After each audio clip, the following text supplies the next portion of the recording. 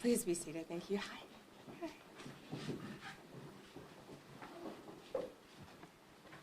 Thank you all for being here today. And thank you to our HUD Secretary, Scott Turner, for your partnership in restoring American communities. Our goal is not only to make Memphis safe, but make Memphis beautiful again. And we're grateful, Secretary, for your partnership.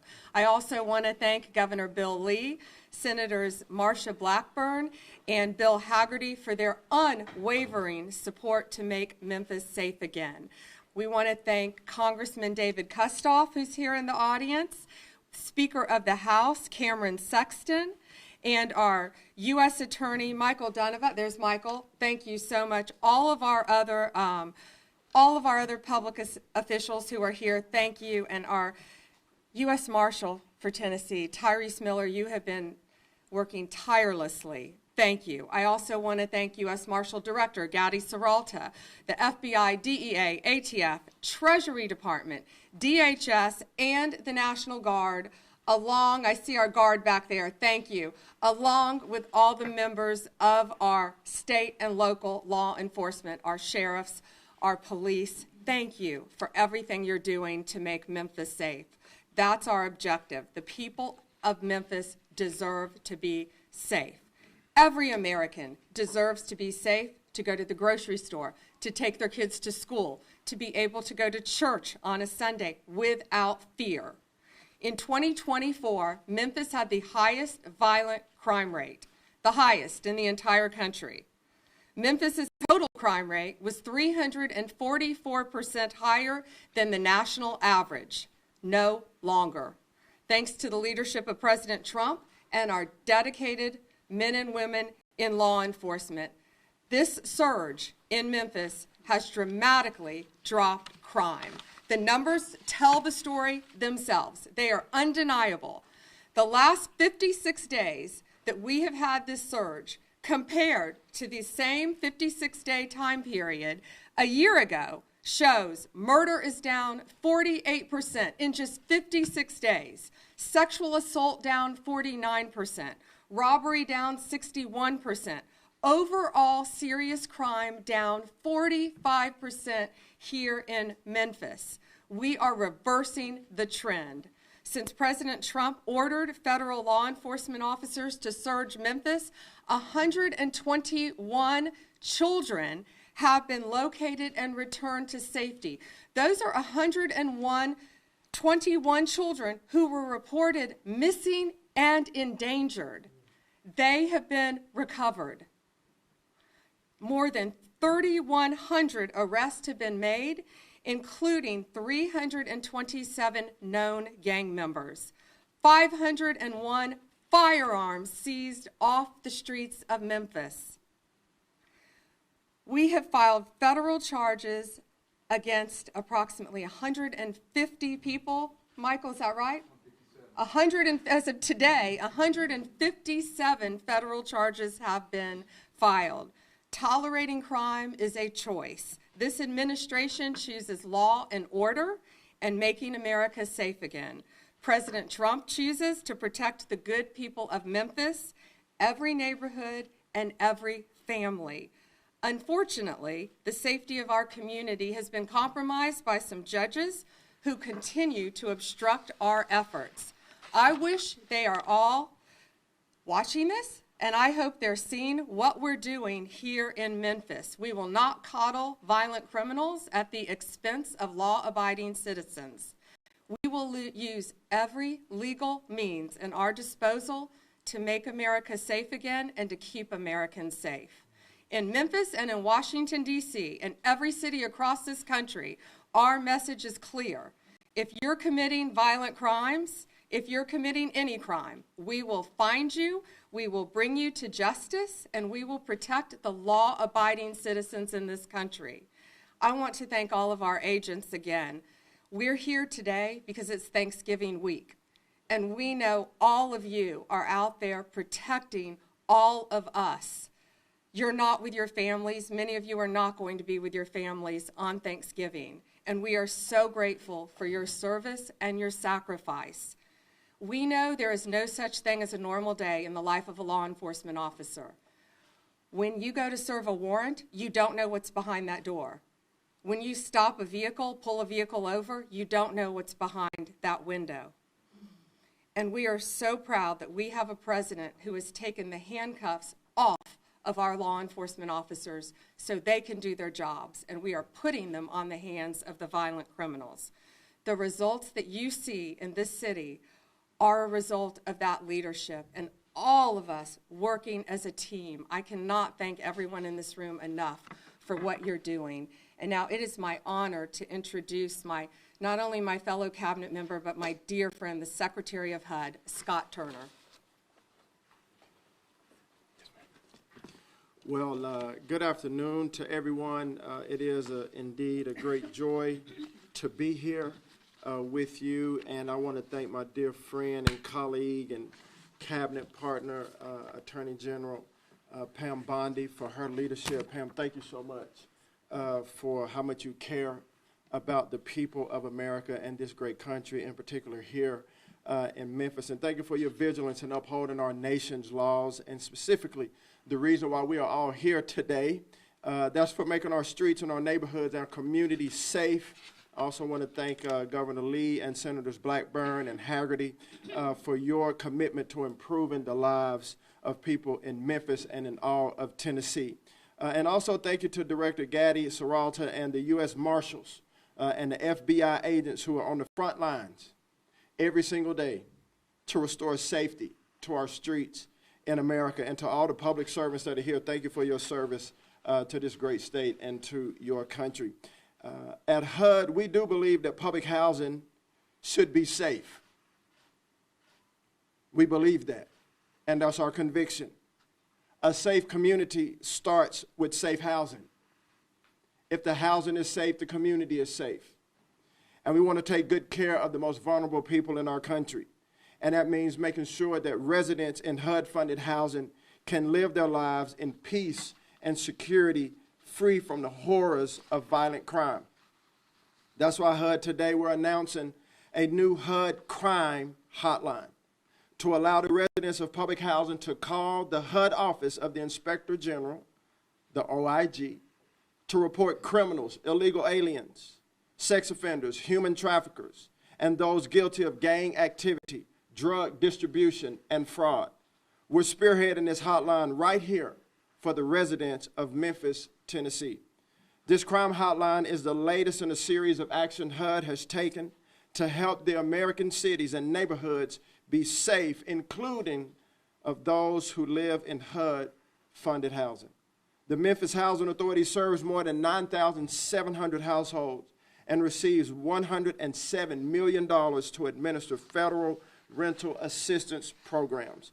And for all of those that are listening right now, residents of Memphis public housing, or those who might be concerned about the safety of your friends or family who live in Memphis public housing, for all of you, this announcement is for you. And here's our message. Protect your home. Protect your family. If you see it, if you hear about it, report it. And here's how. You can call 1-800-347-3735 from 8 a.m. to 8 p.m. Central Time. Or you can submit a tip online at any time through our website. And here it is, hudoig.gov/hotline. And this website is monitored 24/7 in real time. I'm going to say it again. The hotline number is 1-800-347-3735. And the website address is this, hudoig.gov/hotline. Law enforcement personnel stand ready to assist you with coordinated efforts with our friends at the DOJ and the FBI and state and local partners. This hotline is part of President Trump's effort to make our city safe again. That strategy includes the Memphis Safe Task Force started by President Trump, which is breaking the grip that violent criminals have had on this city, as the Attorney General alluded to, and returning power back to the people and the citizens of Memphis. We've already seen great progress, which you'll hear more about. Since this operation began in October, the task force has arrested more than 3,000 violent fugitives, including up to 12 suspects of homicide, and more than 300 known gang members, and much more. These numbers translate to lives and homes and futures protected. Again, we care about the future of America, the lives of every individual and collective Memphis and Tennessee citizens. But this would not be possible without our great law enforcement, and many of you are here today, and our military members. So thank you from me, from HUD, from Attorney General, and our entire administration. I've spoken to many who have traveled near and far to be part of this effort to make our city safe, true patriots, and great Americans. And I hope that this new hotline is another tool to help this in this effort. The hotline will allow residents of public housing to have their voices heard so their homes can be safe. It will help us to crack down on violent crime and drug distribution, fraud, human trafficking, and the influx of illegal aliens. We'll clean up our public housing so that they can fulfill their function of sanctuaries for the most vulnerable people in our country, where American citizens can get a temporary hand up and then gain independence from government help. Specifically, American citizens, that's who we want to help. Illegal aliens have no place in public housing. It's outrageous that people who should not be here come across our borders and now usurp spots and housing units that should support American people. Establishing this hotline is an important step in fighting this injustice for both the people of Memphis and for Americans nationwide. And I'm grateful for this opportunity to be here with you all today to make this announcement and this next step in the work that's already underway, and truly to restore safety and sanity in Memphis today. God bless you.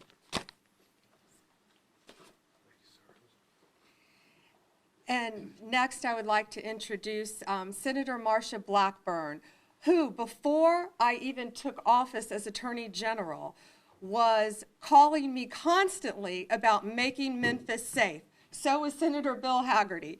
And thanks to that, our director, our FBI director, Kash Patel, came in and did basically a mini surge, working with our chief, our great chief, and our great sheriff here to get the numbers down before the official Memphis surge took place. So, Senator Blackburn, thank you for your tireless partnership and fighting to keep Memphis safe.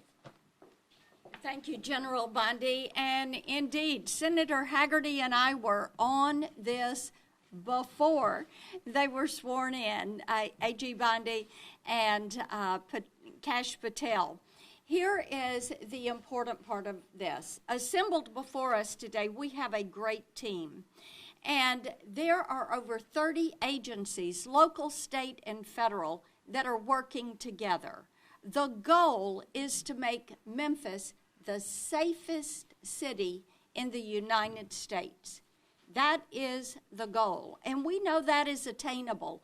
When you look at these results that have been achieved in 56 days, yes, indeed, we want Memphis to be the safest city in the country. We know this is going to be a long-term effort. We know it doesn't happen overnight, but it is such a wonderful example of how Memphis can be the model for the rest of the country on how you come together as a team, how you fight violent crime, how you don't stop and don't give up, but keep getting these results. So as we have Thanksgiving week, to each and every agency, to our National Guard, of course to our chief, who is leading this effort, Tyrese Miller, our U.S. Marshal, and we have our U.S. Attorney, Mike Donovan. We also say thank you to the governor, to the speaker, for the support that the state has given to make certain this is a successful effort. And we thank the citizens of Memphis who have called our offices, who have spoken up, and who have said thank you for the work to fight violent crime and to make Memphis safe. Thank you all.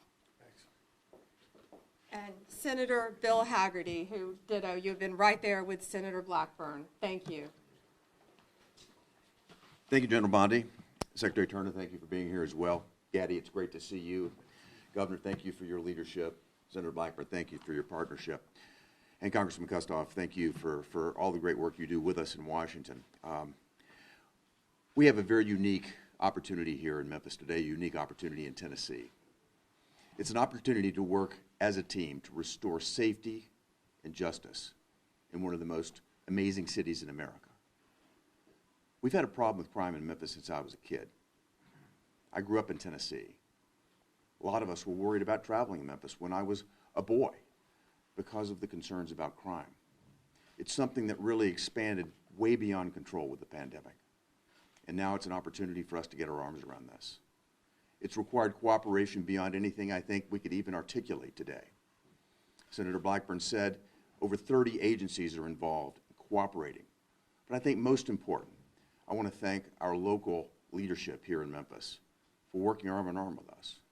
Our mayor's office, our police chief, our sheriff have all been the best partners they could possibly be in helping us bring a crime situation that was leaving Memphis at the top of the league tables back in 2023, the #1 city for major crimes, homicide in America on a per capita basis. We are changing that, and we're changing the stars of the people in this city. We are going to make Memphis the safest city in America. We're going to be a role model for the rest of the cities in the United States, and I hope that many city leaders across the country will take a look at what's happening here today. And I think they'll see that this is the key, this is the formula to make their city safe as well. This is going to have repercussions well beyond the borders of the state of Tennessee, and I'm so proud that we're making it happen here in Tennessee. One great challenge remains ahead of us, and that is to sustain this success. And to do that, Governor Lee and I have talked about this extensively. Local leadership will play a big role. Speaker Sexton, you're going to have a big job in this, but as a member of the Appropriations Committee at the federal level, we're going to be doing everything that we can to make certain that we have the proper resources going forward so that we're able to maintain the safety of Memphis, to bring back the greatness of this wonderful city. We're seeing it happen right before our eyes, and we're going to sustain it. So thank you all very much. And again, General Bondi, thank you for being here, and I want to thank overall President Trump for his leadership allowing all of this to happen. Thank you. Thank you, sir. Thank you, Senators. And since the day this was announced and before, Governor Bill Lee, thank you. You have been an incredible partner working with us, and I hope some other governors around the country are watching right now. You know who you are. Call your fellow governor, Bill Lee, and he'll tell you what's happening in Memphis when you work together, when you work with Mayor Paul Young, when you work with a great police chief and a great sheriff. We can make a tremendous difference. It is my honor to introduce your governor of Tennessee, Bill Lee. Thank you. Thank you, Joe Bondi. I'm very grateful to you. Everyone has been called out for gratitude. I just want to say, as the governor of this state, as a seventh-generation Tennessean, as someone who's lived here my entire life, who has loved the great city of Memphis, whose grandparents lived 6 blocks from the river, and as one who knows how remarkable Memphis has been and still is today, but understands the weight of the burden that crime has placed on this great city for far too long. This is Thanksgiving week, and this is a governor who has a deep debt of gratitude to everyone who has come together to make this happen. We're in a historic moment for Memphis, Tennessee. For those who haven't known how remarkable this great American city is, they now are beginning to understand it. And when we are a not only remarkable city, but a safe city, as has already begun to happen in this state just in a couple of months, the world will see what can happen when partnership comes together. Sheriff Bonner, Chief Davis, Mayor Young, local leadership that partners with state resources, our Tennessee Highway Patrol, that I'm so proud of the work they've done here, our Tennessee National Guard, our Tennessee Bureau of Investigation.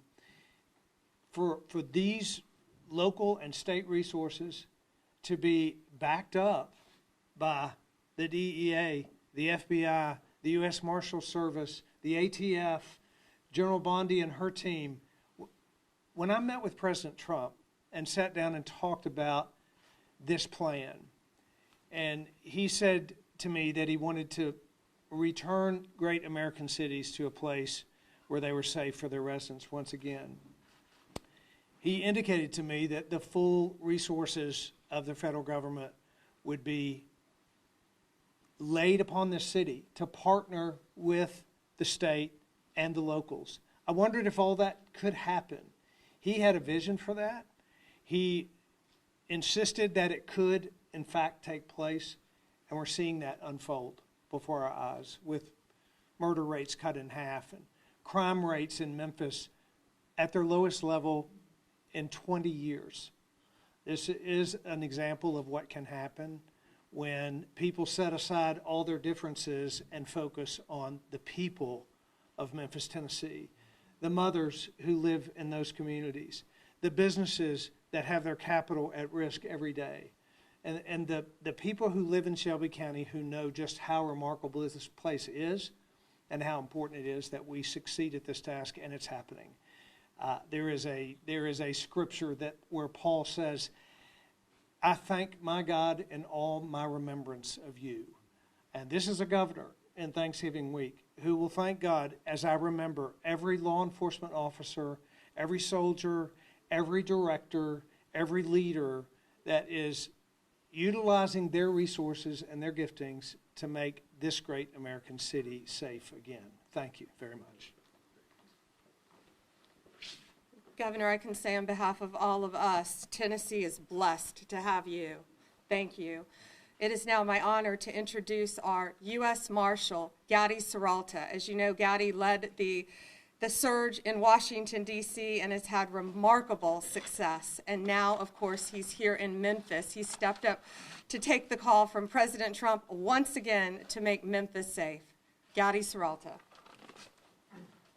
Thank you, A.G. Thank you very much. Good afternoon. I'm happy to be joined here by Attorney General Bondi, Secretary Turner, Governor Lee, Senators Blackburn and Hagerty, and the others that have been announced before. I want to thank you all for your leadership and your support for the Memphis Safe operation. I want to thank the Memphians for being so supportive of the task force. I have heard so many stories of Memphians telling our deputies about how happy they are that we are here and they truly feel that the city is safer.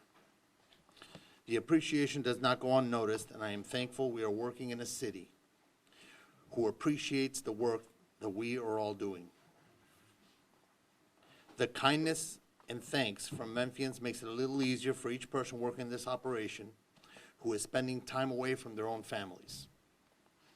It is an honor to stand before you today as the Director of the United States Marshal Service and the Chairman of the Memphis Safe Task Force. I am very proud of everything the Memphis Safe Task Force has been able to accomplish so far. Over 3,000 arrests as of today. We have arrested some of the worst, criminals wanted for murder, drug trafficking, sexual predators. We have been able to locate 121 missing children, as you heard. How remarkable is that, huh? 121 children and teens back home with their parents and guardians. No longer on the streets or in danger. We work beyond borders to recover missing children. The task force has been able to make Memphis a safer place to live, work, and visit. We have seized over 500 firearms. 500 firearms out of the hands of criminals who shouldn't be in possession of those firearms. I'm incredibly proud of the work that the United States Marshal Service and our federal, state, and local partners have done here.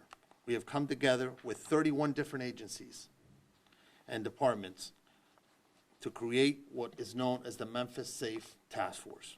We will continue to work together for the good of Memphians and for the good of the country, wherever that may be. We will keep moving forward to restore safety and bring justice to those who have fled the law for far too long. Law and order is being restored in Memphis. Thank you again for your support and for being here. So we have horrible weather, as you've all seen, horrible weather. Everyone behind me has to catch a flight. We are also here to go out and help serve dinner to all of our law enforcement before they go out tonight. But we will take a couple quick questions if you have them, but please be respectful of the fact that we have to get out there, and lots of flights will be canceled if we don't get out before this big storm hits. Gates, do you want to? David, what's this? Okay, so question about Memphis first. Sure. A couple off topics. On Memphis, Washington, D.C., check. Memphis, check. What's next? It's a good question. Where is next? Well, we hope a governor reaches out like Governor Lee reached out to President Trump. Let's see. If you want to make your city safe, call President Trump. But we'll see. You know what? Regardless of whether you're going to cooperate or not, Donald Trump has made it very clear he's going to keep all Americans safe, whether you're helping us or whether you're not, as an elected official. And here in Memphis, we're blessed to have a mayor. I wish we have our deputy mayor here today. I wish the mayor could be here with us today. But we all talk to the mayor so much. And Chief Davis and Sheriff Bonner, thank you for everything you're doing. And that's what it's about. So we hope some other cities who are in desperate need of help reach out to us. And we are talking to a couple mayors now, I will tell you that. But probably would be unexpected. So. Okay, and then if I could just get your reaction to the James Comey with Sure. James cases being dropped today. Back in Washington, James Comey put out a video. He said this matters most because a message has to be sent. The President of the United States cannot use the Department of Justice to target his political enemies. Your reaction to the cases being dropped into that specific message? Sure, we'll be taking all available legal action, including an immediate appeal, to hold Letitia James and James Comey accountable for their unlawful conduct. What is your reaction to his statement? I'm going to keep going on this. I'm not worried about someone who has been charged with a very serious crime. His alleged actions were a betrayal of public trust. So. Matthew Foley. Thanks, Attorney General Bondi. Could you be a little more specific on what your message to Democratic governors and Democratic mayors is based on the success that you've seen in cities like Memphis that we have here? And are you optimistic that any of them are watching right now to learn the lessons from the successes of the Memphis Task Force to try and bring this to their cities ahead of Thanksgiving and ahead of the holiday season? Sure, we want to help all governors. We want to help all mayors who need President Trump's help.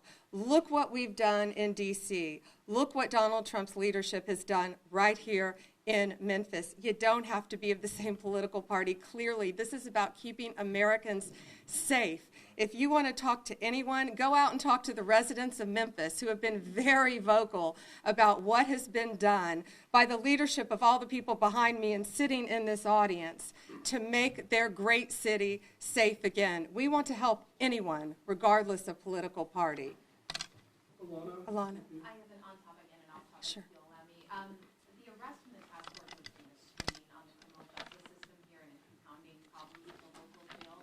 What is the federal government doing to support the Memphis criminal justice system? You wanna take that? And, Yeah, I'm going to let Director Serralto take that. He's been working on that. Yeah, so a couple of things have been done. First of all, we're taking every case we can federal. Our U.S. attorney here, Mike Donovan, is a pioneer in taking these cases federal. The other issue that we have is on the state court side. It seems like the cases, the criminal cases, are taking too long to see their way through the wheels of justice, if you will. So we're open to working with the state prosecutor's office in order to shorten that period of time and get some of these cases flowing. So if you don't speed up the process, it's going to continue to back up. But I'm going to tell you what the answer is, right? Because we can't put them through the criminal justice system does not mean that it's a free pass to commit crimes. So we're going to keep arresting folks. They keep committing crimes, we're going to keep arresting them.